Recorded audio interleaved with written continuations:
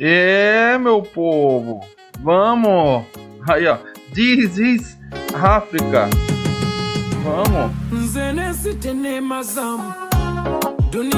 Ah, moleque, respeita! Vamos que vamos!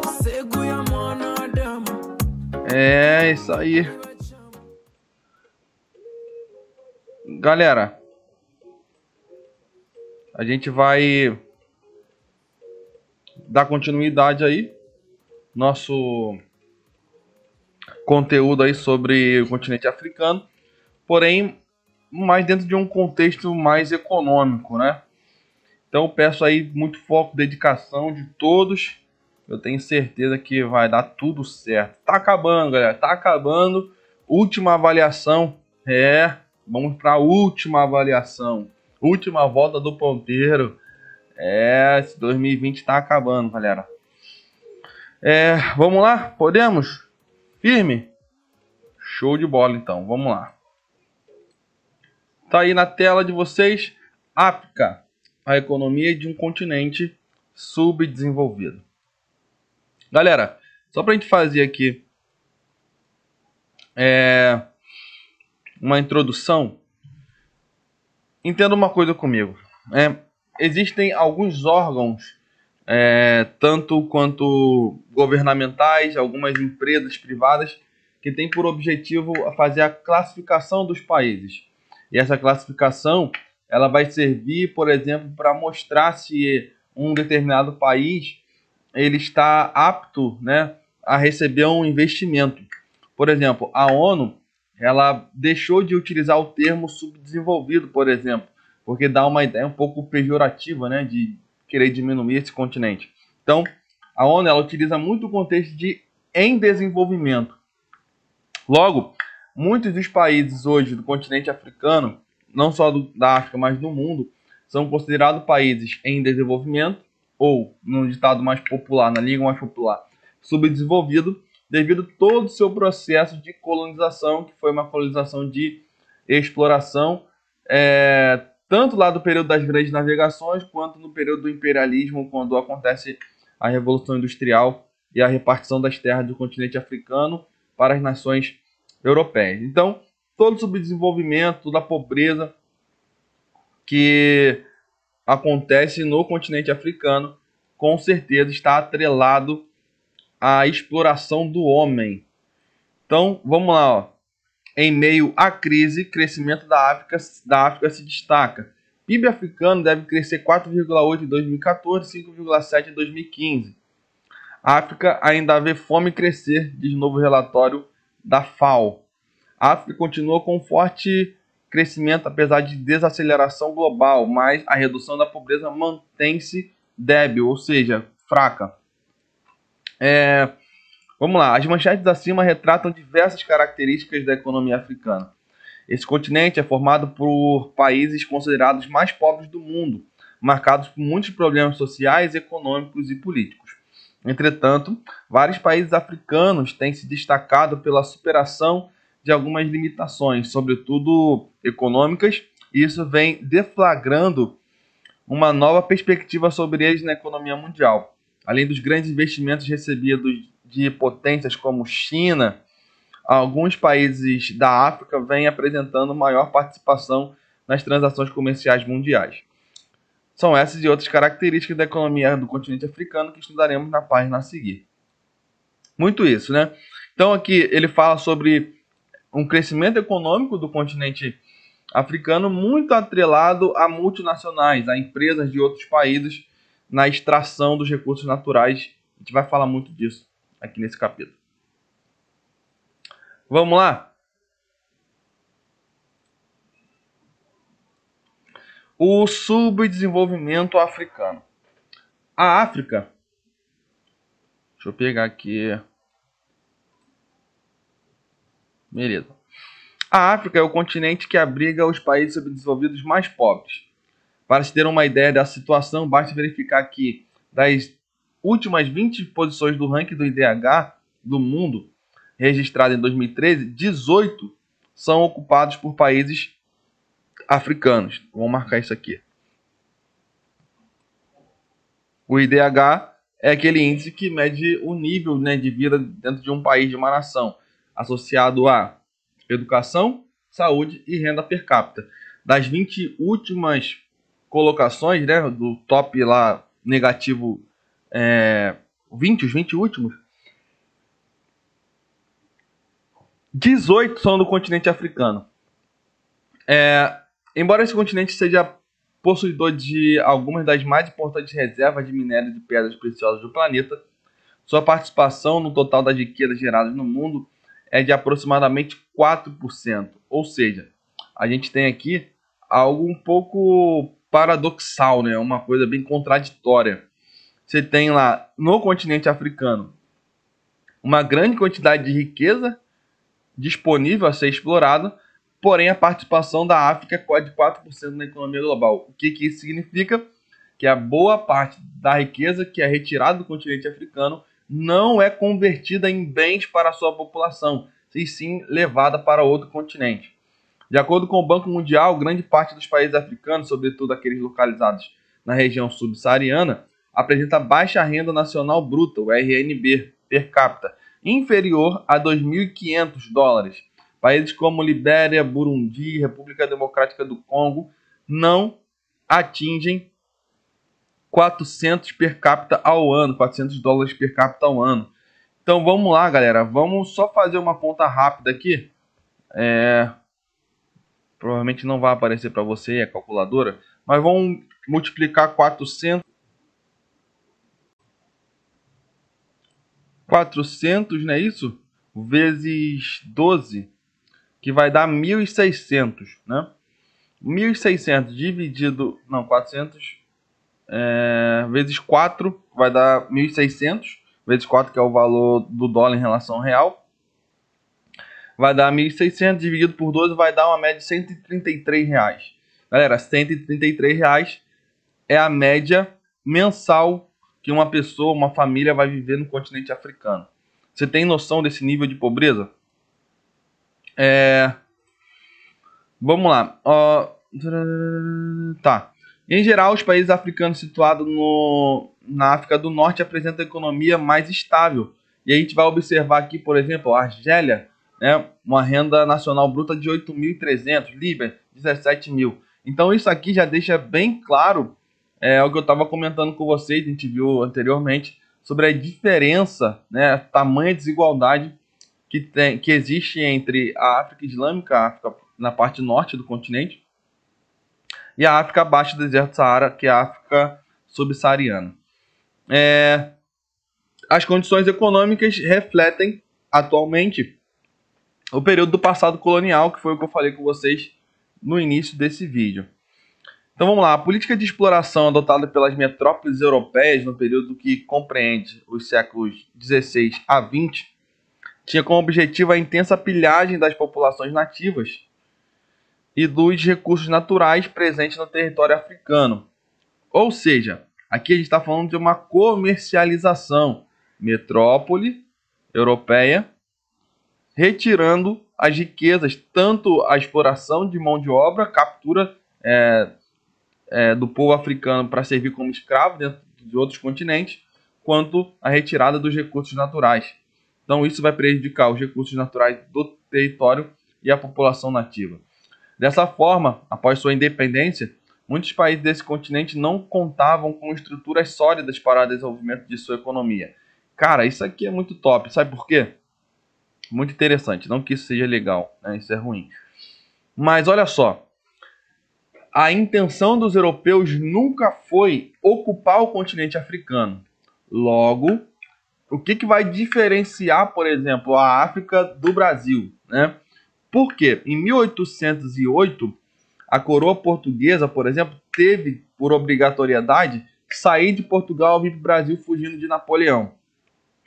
Logo, é nesse tempo que o Brasil começa, então, a modificar sua realidade. O Brasil só fornecia produto, fornecia, e não tinha crescimento nenhum. Então, a vinda da coroa portuguesa para o Brasil foi marcante nesse aspecto, o que não aconteceu na África.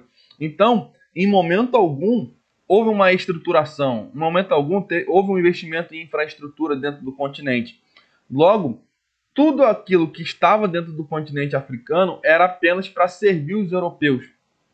E é exatamente o que o texto vai dizer. Ó. Não contavam com estruturas sólidas para o desenvolvimento de sua economia, o que fragiliza o crescimento econômico desse continente. Então, esses países dependiam da importação de diversos produtos, não dispunham de um parque industrial diversificado, de infraestrutura, nem como vias de transporte, fontes de energia eficientes, e estavam enfraquecidos pelas dívidas adquiridas. Cara, eu vou marcar isso aqui. Vou marcar isso aqui, sei lá. Vou colocar esse azulzinho aqui, ó. Ciano, né? A galera que joga aí Among vai dizer que o Ciano sempre é o impostor. Vamos lá. Deixa eu mudar a cor. Tá aqui. Muitos deles tiveram sua situação agravada pela falta de organização política interna e pelos conflitos sociais relativos às questões étnicas e territoriais. Opa, vamos lá. Situação agravada. Por quê? Os europeus fizeram muitas tribos rivais ocuparem o mesmo espaço. Qual é o problema? Vão entrar em conflito. Então, logo, as guerras, os conflitos vão agravar as condições econômicas dentro do continente, levando muitas pessoas a viver em péssimas condições de vida, extrema pobreza. A partir do continente africano promovido pelo imperialismo europeu provocou, no período pós-independência desses países, um acirramento de conflitos locais e severas ondas de sentimentos nacionalistas que resultaram até hoje em intensas guerras civis em várias áreas do continente. Esses conflitos étnicos internos vêm causando sérios entraves ao desenvolvimento e à manutenção de políticas econômicas nacionais.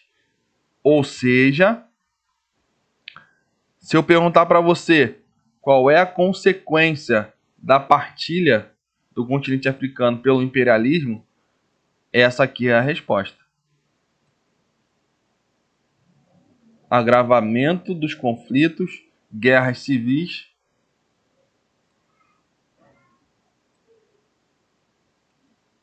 e diversos outros problemas. É interessante a gente comentar que várias das nações do mundo que apresentaram crescimento econômico e social, desenvolvimento social, foram nações que estavam com ausência de guerras, ou seja, estavam em momentos de paz. Isso é fundamental para o crescimento econômico. A pobreza existente na África também está atrelada a fatores econômicos internos e a grande incidência de doenças no continente, como AIDS, que a cada dia tem vitimado um grande número de pessoas, inclusive aquelas que compõem a população economicamente ativa, reduzindo assim a mão de obra produtiva africana. Então você vê que são sérios problemas, tanto sociais quanto econômicos, quanto na saúde. Vamos marcar de ciano também isso aqui. Em geral, a grande dificuldade dos países africanos em elevar seu índice de crescimento econômico se deve basicamente à pequena produção industrial. Grande dificuldade, pequena produção industrial, baixa produtividade agrícola e ao limitado comércio internacional praticado nos últimos anos. Por quê, galera? Ainda no continente africano, uma boa parte da sua população vive nas áreas rurais. Isso quer dizer que o campo é pouco mecanizado e logo a produtividade é baixa. Vários países da África, localizados em regiões de clima tropical, vêm apresentando perdas consecutivas de safras causadas muitas vezes pelo despreparo em enfrentar as irregularidades climáticas, como o período de secas e outros de chuva volumosas, provocando o aumento de áreas com baixa produtividade. Falta técnica, falta ciência no campo da África. Além disso, esses são problemas que são resolvidos facilmente em países que investem nessa área. Além disso, em diversos países africanos, o governo vem se mostrando cada vez mais ineficiente na criação de programas voltados para o aumento da produção e da infraestrutura necessária para o desenvolvimento do comércio internacional, como a ampliação da produção energética, da rede de transporte e dos meios de comunicação. Além de todos os problemas já dentro do continente, ainda há dificuldade do governo, falta de investimento do governo em setores básicos de infraestrutura, que é energia, transporte e comunicação. Um continente, um país que não tem um desenvolvimento nessa área, ele está fora do cenário global, porque eu preciso ter energia para a produção industrial, para tudo. Transporte para escoar a produção e comunicação para me relacionar com outros países. Hoje, a maior parte das nações africanas possui economia essencialmente primária, ou seja, modelo agrário exportador, né? Isso estava até no teste. Extração de recursos, produção de alimentos de baixa produtividade, extração mineral, extração vegetal, extração animal. Na prática da agropecuária, da extração mineral e vegetal. Esse fato explica por que a África participa da Divisão Internacional do Trabalho, como fornecedora da matéria-prima e consumidora de produtos industrializados produzidos pelos países desenvolvidos. Nos últimos anos, a África participou de apenas 3% das relações comerciais mundiais e recebeu aproximadamente 3,3% de investimentos diretos provenientes de outros países. Essa aqui é a única forma de participação do continente africano dentro do cenário global atual, que é um pacto colonial disfarçado. Não é isso?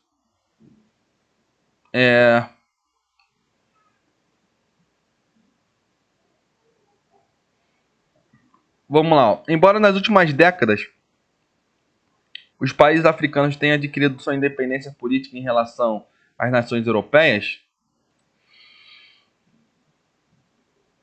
vários deles ainda permanecem atrelados economicamente a essas nações, ou seja, continuam dependendo de outros países. É da Europa, por exemplo, que são originadas as maiores ajudas financeiras para combater o subdesenvolvimento africano, e é para esse continente que a África destina aproximadamente 36% de suas exportações pelo mar Mediterrâneo ali, né? A proximidade facilita.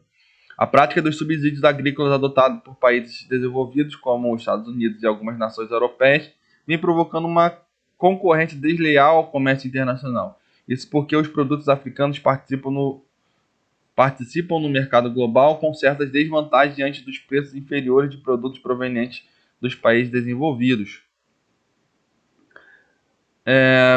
Ou seja, os Estados Unidos e a Europa, né, na ideia de protecionismo, eles tendem a taxar os produtos que são importados, aumentar o valor do produto importado e dar subsídio aos produtos que são fabricados dentro do seu país, produzidos dentro do seu país. O que acontece? Os produtos nacionais são mais baratos e os produtos importados mais caros. Isso vai prejudicar quem? O importador, não é isso? O exportador, melhor dizendo. O cara que está vendendo ao continente africano, então, os países africanos então vão ter dificuldade quanto a essa concorrência. Galera, por enquanto é isso. Acho que deu para dar uma explicada boa. Espero que vocês tenham curtido.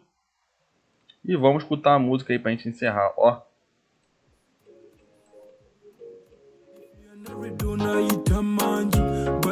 Vamos que vamos, partiu, é nóis, valeu, meu povo.